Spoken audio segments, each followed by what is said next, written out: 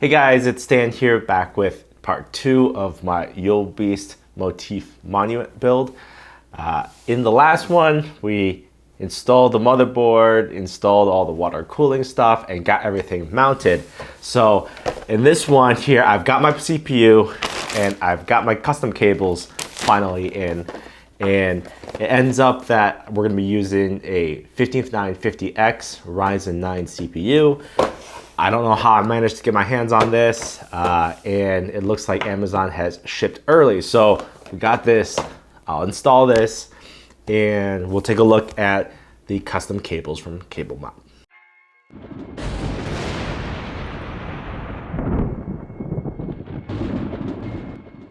Truth to be told, I actually was not shooting for a 5950X. I actually was gunning for a 5900X, as this CPU, this gaming PC is, well, primarily for gaming. So 5950X, 16 cores is kind of overkill for my needs. But then again, seeing as I did get my hands on this, the fact that a 5950X will boost just as well as a 5900X, especially on a handful of cores for gaming. So this is just as good, if not better actually, for gaming in some scenarios. I'm not complaining. If only I'm as lucky to get my hands on a GPU. This right here, this is the EK full nickel Waterblock.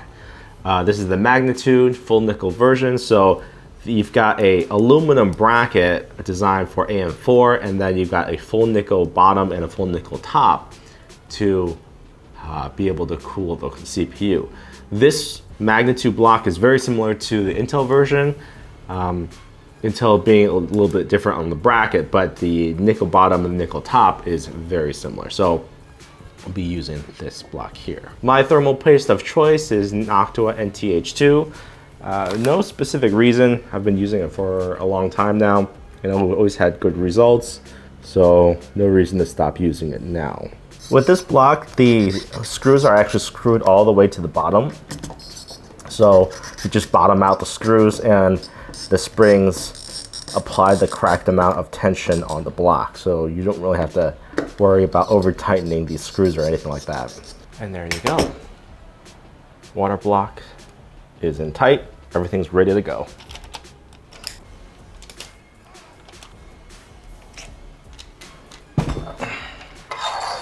That is ready to go.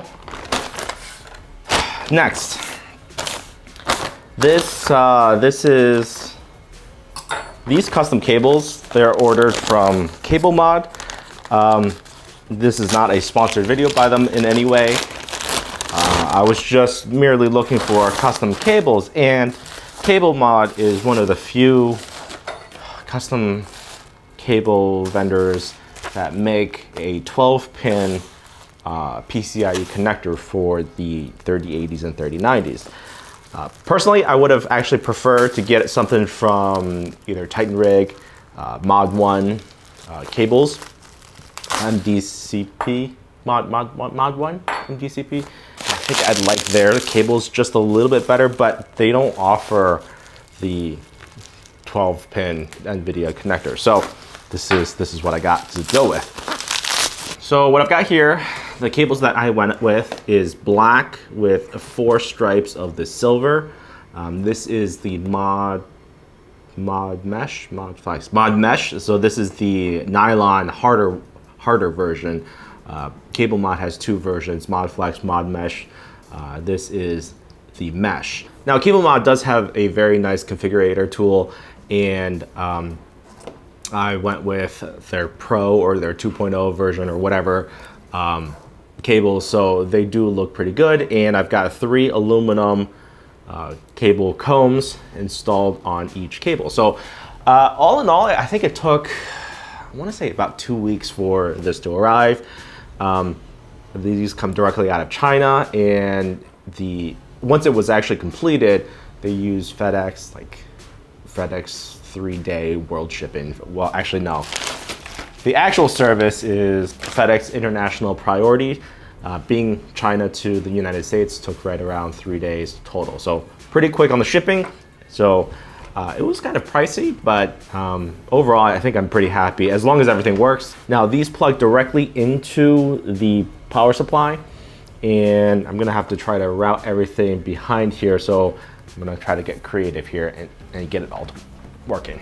For cable management, I actually went one step further. I ended up picking up these cable clips. These are from MDCPX, and these are plastic cable clips, but you can see here they've got a little hole where you can drill a hole in and attach it to the case with a screw, because the cable clips that are supplied by Yule Beast are one of those sticking double-sided tape kind, and it's just not strong enough to hold it in. So that's why I ended up going with these. Now I've got some, I think this is like 4mm M3 screws.